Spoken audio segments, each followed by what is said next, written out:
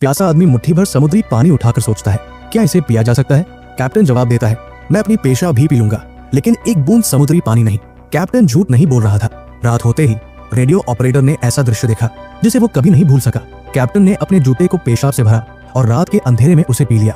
अब तक वे 5 दिन और 5 रातों से समुद्र में फंसे थे। न खाने को कुछ था, न पीने को पानी। जीवित रहने के लिए उन्होंने एक तरकीब निकाली।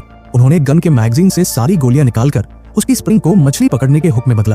फिर किसी ने लाइफ बोट की रस्सी को अलग किया और एक छोटे प्लायर से उसे हुक के साथ जोड़ दिया ताकि वो डूब सके। आखिर में उन्होंने एक लाल रंग का कपड़ा मछली के चारे की तरह लगाया। अब वे मासूमियत से उम्मीद कर रहे थे कि कोई मछली हुक में फंस जाए, लेकिन इस तरह से मछली पकड़ना आसान नहीं था। फिर भी चमत्कार हो ही गया। 3 दिन और 3 रातें बीत गई, लेकिन कुछ भी हाथ नहीं आया। भूख से तड़पते ज़ेन ने अपनी जेब से छोटा चाकू निकाला और पागलों की तरह पानी में वार करने लगा। कैप्टन ने उसे रोकने की कोशिश की, अगर त्वचा कट गई तो हम सभी मर जाएंगे, लेकिन ज़ेन नहीं माना। वैसे भी मरने वाले हैं तो क्यों न आखिरी दाव खेले। तभी अचानक उसे महसूस हुआ कि उसका चाकू किसी चीज में जा घुसा। जैसे ही उसने नीचे देखा, एक शार्क। कैप्टन का दिमाग सुन्न हो गया, लेकिन तीनों ने मिलकर शार्क पर काबू पा लिया। भूख से बेहाल तीनों ने खून से सने मांस की परवाह नहीं की। 7 दिन बाद उन्हें जो भी खाने को मिला वही स्वादिष्ट था। उन्होंने कुछ मांस बचाकर रखा, लेकिन जैसे ही कैप्टन खाना खत्म करता है वो अचानक चलाने लगता है। वो जेब से एक पेंसिल निकालता है, इससे मैं समुद्री नक्शा बना सकता हूँ। अगर मैं अपनी याददाश्त से द्वीप का स्थान निकाल लूं तो हम बच सकते हैं।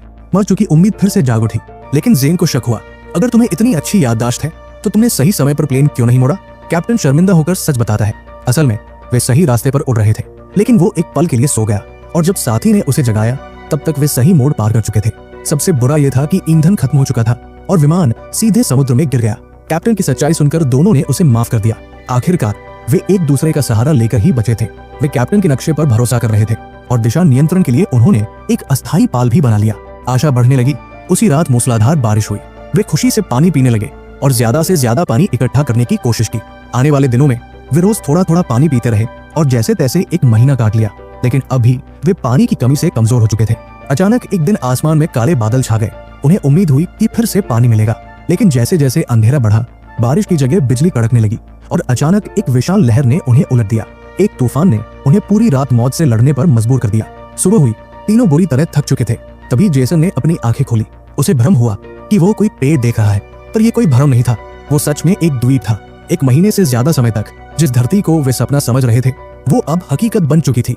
अंत में जब उनका शरीर पहली बार जमीन से टकराया तो ऐसा महसूस हुआ जैसे वे घर लौट आए हों। ये कहानी द्वितीय विश्व युद्ध के समय की सच्ची घटना पर आधारित है। 3 अजनबी सैनिक, न खाना, न पानी, न कोई मदद, सिर्फ एक लाइफ बोट थी जिसने उन्हें 34 दिनों तक समुद्र में रखा।